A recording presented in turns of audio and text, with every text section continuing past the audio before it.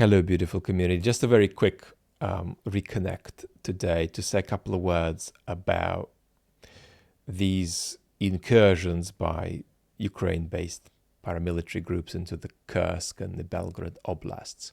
I think it refreshes our thinking a bit on this narrative of the war spreading on Russian soil and around what we should make of these groups, which I'll come to later.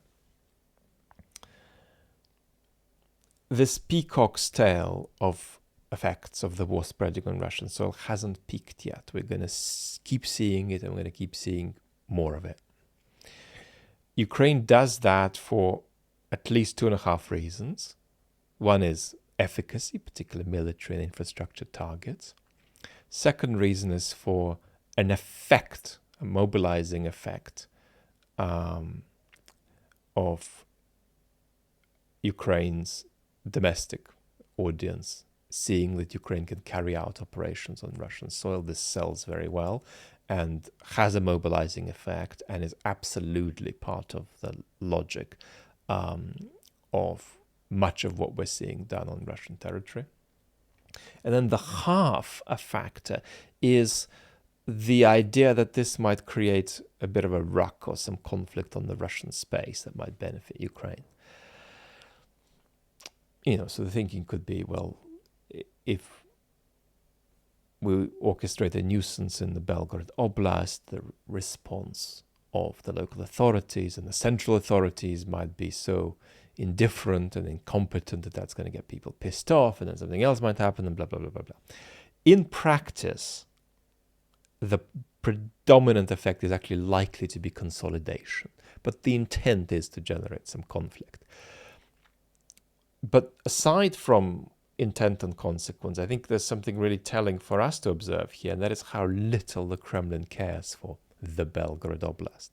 And when Putin says, we'll use nuclear weapons when Russia is existentially threatened, what he really means is when his power is existentially threatened. The degree to which they do not care about these parts of their country is staggering, and is a kind of inverse reflection of Russia's outward sense of borderlessness. That's to say, well, what's not ours today is not ours yet. It could be ours tomorrow.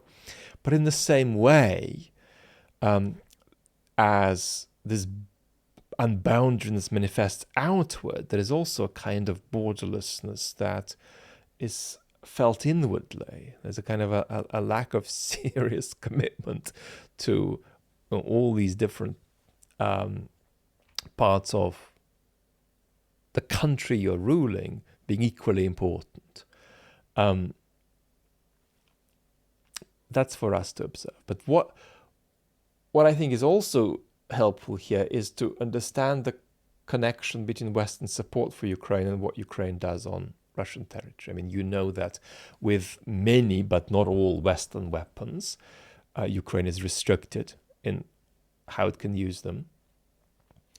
But the broad panorama here in terms of this connection is that the more the West abandons Ukraine, the less discriminate we should expect Ukraine's operations on Russian territory to be. The more the West supports Ukraine, the more discriminate and careful Ukraine's going to be about what it does on Russian territory. That's a useful link, as is the link which connects the spread of the war onto Russian soil and the front being stuck. The more the front is stuck, the more Ukraine's news on the front is not good news, the more likely we're going to see additional spreading of the war onto Russian territory. What should we think of these groups?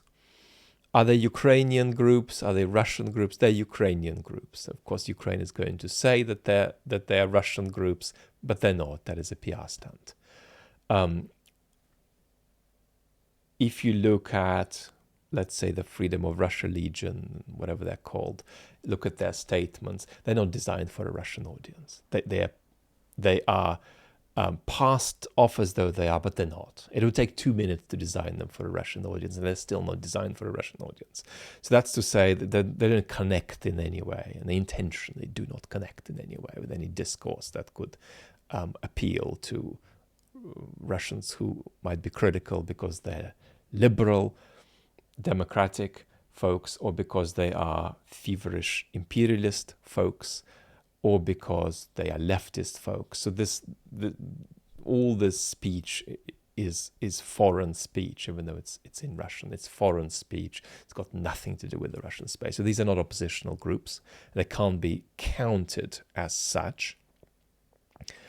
And of course, you can't have an oppositional group that is curated by Ukraine's military intelligence. A Russian oppositional group cannot be curated by Ukraine's military intelligence. So these are props that Ukraine uses in various ways, and much of the effect is meant to be a negative PR effect for Russia. Enough. Lots of love and talk soon.